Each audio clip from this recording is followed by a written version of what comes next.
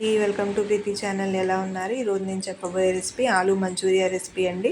చాలా సింపుల్గా చేసుకోవచ్చు. ప్రతిదీ మనం బయట తెచ్చుకొని తినాలి అంటే కష్టం కదండి, హెల్త్ కూడా అప్సెట్ అవుతుంది. ఇంట్లోనే మనము టేస్టీగా ఈ విధంగా చేసి పెడితే బయటికి వెళ్ళే పని లేకుండా చక్కటి రుచిని ఆస్వాదించవచ్చు. పిల్లలైతే చాలా ఇష్టంగా తింటారు కదా. ముందుగా మనము ఈ మంచూరియా చేసుకోవడానికి మీడియం సైజు బంగాళాదుంపల్ని తొక్క తీసేసుకొని ఇలాగా ముక్కల కింద కట్ చేసుకోవాలి. మనకు నచ్చిన సైజు కట్ చేసుకోవచ్చు. నేను మీడియం సైజు కట్ చేశానండి. ఇలా ముక్కలన్నీ కూడా బంగాళదుంపలను శుభ్రంగా ముక్కల కింద కట్ చేసుకొని తీసుకోవాలి. స్టవ్ మీద కాస్త వేడి నీళ్ళు పెట్టుకోవాలండి. ముక్కలు మునిగేంత వరకు వేడి నీళ్ళు ఒక మరుగుతుంది అనగా ఇప్పుడు ఈ కట్ చేసుకున్న ముక్కలని శుభ్రంగా కడిగేసి మరుగుతున్న వేడి నీళ్ళలో ఈ ముక్కల మిశ్రమాన్ని వేసి ఒక ఉడకనివ్వాలి. అంటే ఒక 50% జస్ట్ అలా ఒక పొంగు వచ్చిన తర్వాత స్టవ్ ఆఫ్ చేసుకోవచ్చు.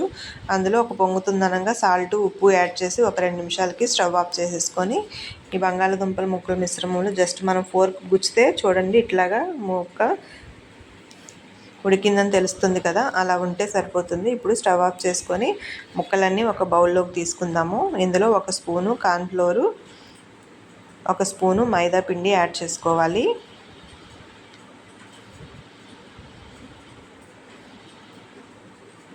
మైదా పిండి లేకపోతే బియ్య పిండి అన్న యాడ్ చేసుకోవచ్చండి, కానీ మైదా పిండి యాడ్ చేస్తేనే ఫ్లేవర్స్ బాగుంటాయి.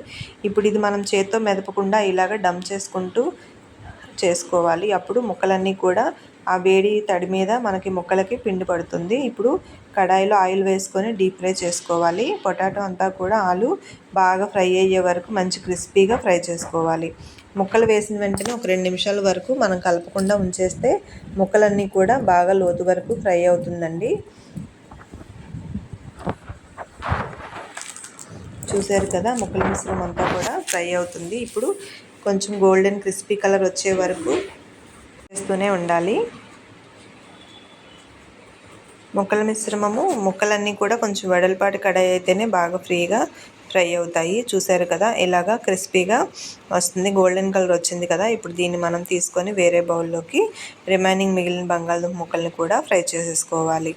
నెక్స్ట్ కొంచెం వెడల్పాటి కడాయి తీసుకొని దాంట్లో కొంచెం ఆయిల్ యాడ్ చేసుకొని సన్నగా కట్ చేసుకున్న ఒక 2 స్పూన్లు క్యారెట్, మీరు తీసుకున్న బంగాళదుంప మంచూరియాని బట్టి ముక్కలు యాడ్ చేసుకోండి. ఒక చిన్న ఉల్లిపాయ సన్నగా కట్ చేసుకొని స్లైసెస్ కింద యాడ్ చేసుకున్నాము.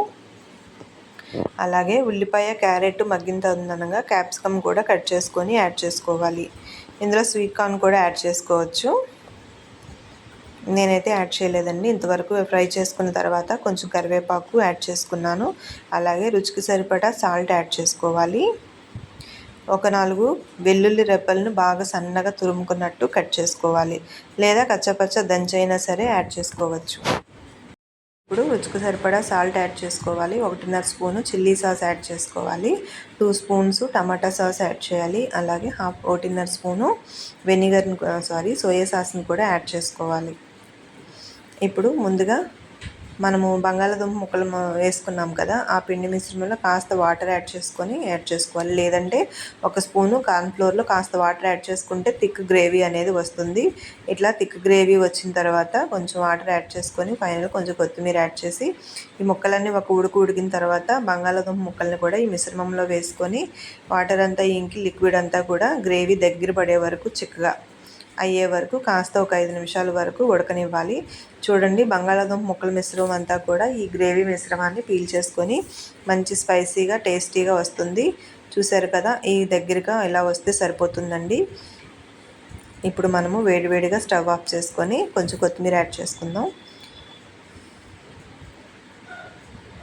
అయిపోయిందండి మంచూరియా. ఇంకా వేడివేడిగా సర్వ్ చేసుకుంటే సూపర్గా ఆలూ మంచూరియా అయితే రెడీ అయిపోయింది. ఈ రెసిపీ మీకు ఎలా నచ్చిందో నాకు కామెంట్ చేయండి. ఈ విధంగా చేసి పెట్టండి. ఇంట్లో వాళ్ళైతే వావ్ అనాల్సిందే. పిల్లలైతే సూపర్గా తింటారు ఇష్టంగా. వాళ్ళు అలా కట్టకుండా తింటమే కదా మనకు కావాలి.